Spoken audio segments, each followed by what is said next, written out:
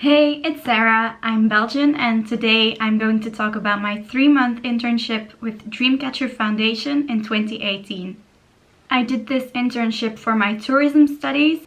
Sustainability was always a topic close to my heart, and also tourism, so the combination sustainable tourism always interested me. I fell in love with South Africa while watching YouTube videos, and it was on top of my bucket list.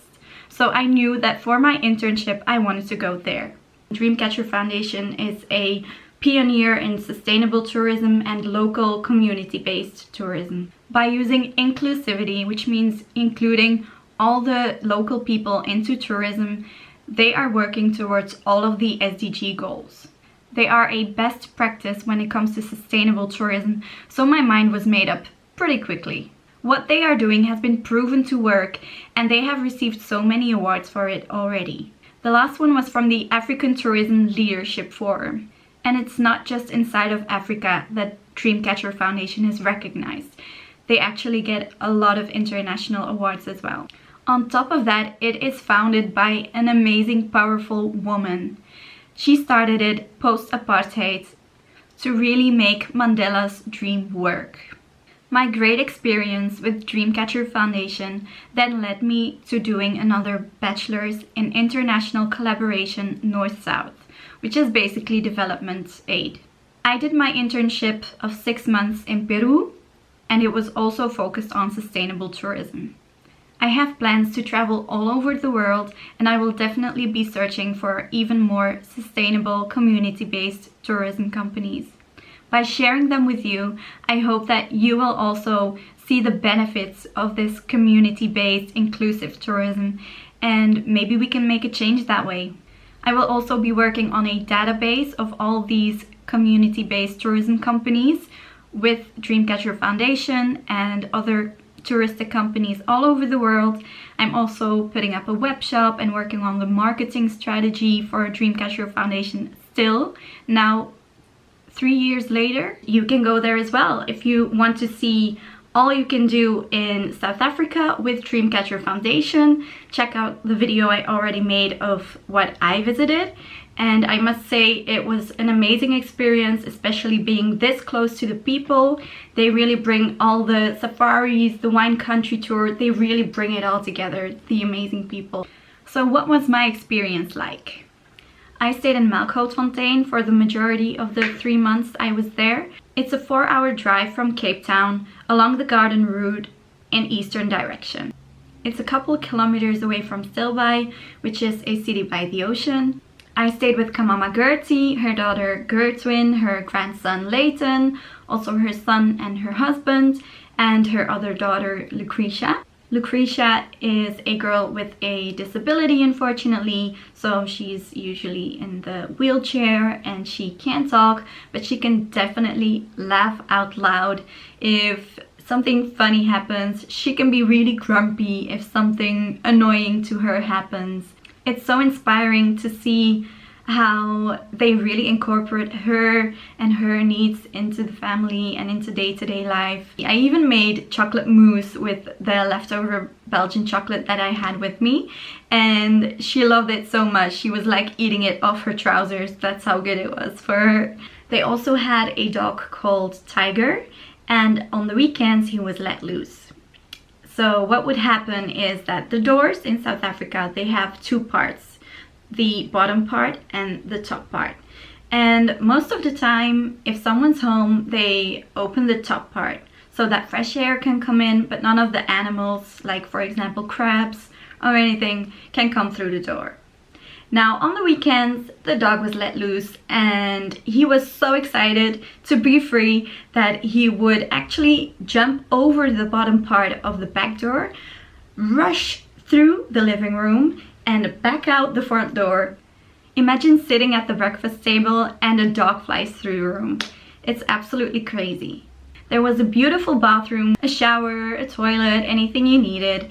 A beautiful bedroom that had a double bed, a lot of closet room, and also a great view onto the streets where a lot of the hustle and bustle of daily life happened. Apart from the family, I had a lot of amazing colleagues. They all lived in the community. We went to the office every single day. We went on trips. We went on team building activities, and I couldn't have wished for better colleagues. They are just, I miss them still. Apart from the colleagues, also a lot of other volunteers came to the office and stayed in the community from time to time. As a volunteer, there's multiple things that you can do. For example, give football courses or paint the houses. If you are an amazing artist, maybe you want to look into this.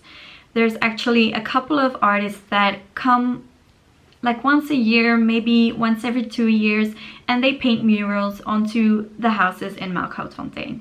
Now, it is a huge privilege if your house is chosen for this, because it really makes your house stand out, and people actually seeing how the other houses are getting more beautiful, they start to paint their own houses, and they get so proud of their community and their house, and it's so beautiful to see. You can also make a guided tour along the murals. They all tell a story from the history of the whole community actually. So the murals also tell the story of when their ancestors lived by the sea, what they did with the fish traps and the caves and everything like that. My job as an intern was to make as many pictures as possible from the volunteers who were working on projects, but also just the community and things that we did in the office, and then put them onto social media. We also went on a couple of trips, and I met a South African celebrity and ended up in the paper.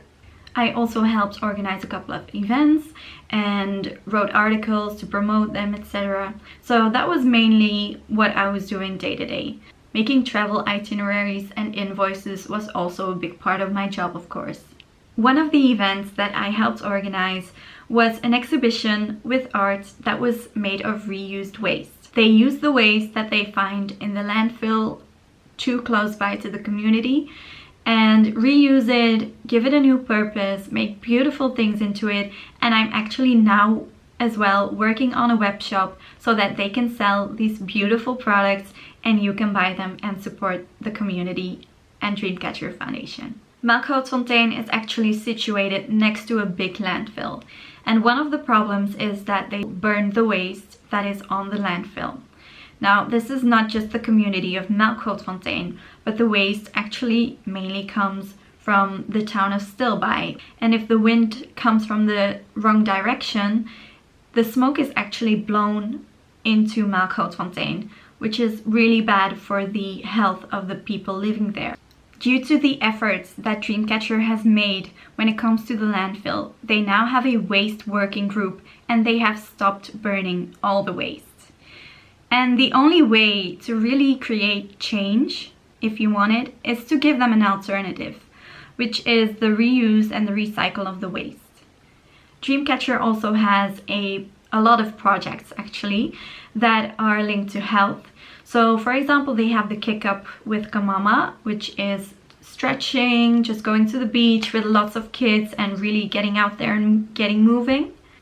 Then there's also a lot of first aid projects that they have, especially now in these times. They make sure that everyone is safe, that they have the means to protect themselves. There's lots of people in the community that get first aid courses because the access to medical care is just... There's also the Cook Up with Kamama project, and that personally for me is my favorite because I don't think there's a lot in this world that I love more than food. At a Cook Up with Kamama, you learn how to cook traditional local food. For example, the pochi. A pochi is a pot that they put on the braai, the barbecue, and it kind of slow cooks. It's some kind of stew, but it's so delicious.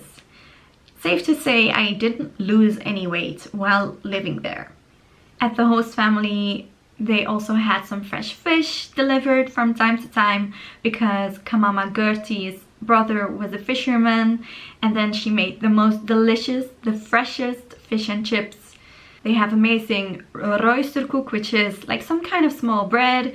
They have vetkoek, which is a bit more fatty.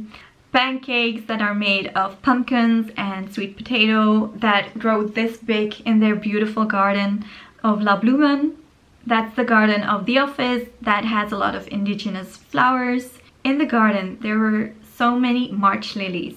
They started out like this and then ended up looking like this. And there were so many of it. It's an indigenous species, and Dreamcatcher Foundation is actually helping these indigenous species by cutting Acacia cyclops, which is a kind of tree that's not indigenous to the region, but it's kind of taking over everything. The local plants called fynbos really suffer from this. Dreamcatcher Foundation is cutting the Acacia cyclops and using them in products that will also be sold in the web shop. So keep an eye out for that. Every morning at 7:30 a.m. when I stayed at the office, the hummingbird would come and wake me up. It would like knock on my window and I would know, okay, it's time to get up. Something else I really loved about living in Melkhoutfontein was the animals. Obviously, it's an African country. You can see a lot more birds that you don't see here. For example, the hummingbird. But also lots of crabs actually made their way into the office if the door was open because we were so close to the ocean. We also found a teeny tiny tortoise that was this big. Unfortunately, it didn't live long. I also saw an owl once driving through the town at night, and there was an office dog called Slimpy who unfortunately passed away as well. Slimpy would go with the painters. He would inspect if they were doing everything right. He would come to the office every single day and lie in front of the door to scare away the crabs. It was really, yeah, my best mate there. Every single evening after dinner, we would watch a Bollywood soap. These Bollywood soaps are so ridiculous, but it's what makes them fun to watch. So I would watch the Bollywood soap, I would spend some quality time with the family, and then at about 10 p.m. it was time to go to bed. There was no Wi-Fi, so not really a lot to keep you busy otherwise. And I actually got 10 hours of sleep every single night. It was awesome. Every weekend I would go food shopping with the family, and this was one of my favorite parts of the week. We would climb onto the back of the bakkie and drive there along the beautiful river into the bay. This bakkie, which is a pickup truck, was really old. Every single morning they had to try and try and try for about 10 minutes to get it going and then be gone for another day at work. We would pick out a pie or some hot cross buns when it was almost Easter, and yeah, I just really loved the weekends. We would put a potchie on the braai or maybe just do a regular braai. We would go and watch the rugby play. Coming back from the food shop or a day at the beach, we would then come back with the bakkie, have an ice cream in the back, and it was just, it's just the simple things in life that matter so much there. On the weekends, from time to time, I would also go out. So there was one pub or like club or like cafe in the town that most of the people would go to on the weekends to have a drink. This by far was one of the strangest experiences. The bar is like a cell with rails along it and the lights are on. It's so strange. The rails are there unfortunately because there's a lot of alcoholism in South Africa in general. Obviously, being the only white girl in the community, lots of people asked me if it was safe, and I never, not even one moment, felt unsafe. What I miss most of the whole experience is the people. The family, my sister Gertwin, the amazing colleagues like Katrina and her granddaughter as well. I actually had a really good bond with her, and most of all my mentor Anthea.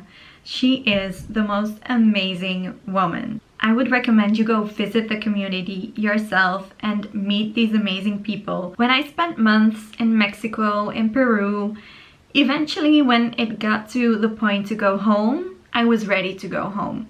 But with South Africa, that was not the case. I really wanted to stay longer, and I will be going back, that's for sure. If you made it this far into the video, thank you. It's my first video in English, so I hope it doesn't bother you too much. I have some amazing adventures planned for once I can leave the country again, and you will want to follow this. So make sure you don't miss a single video by subscribing. Okay, that's it for this video. Thank you so much and see you next time. Bye!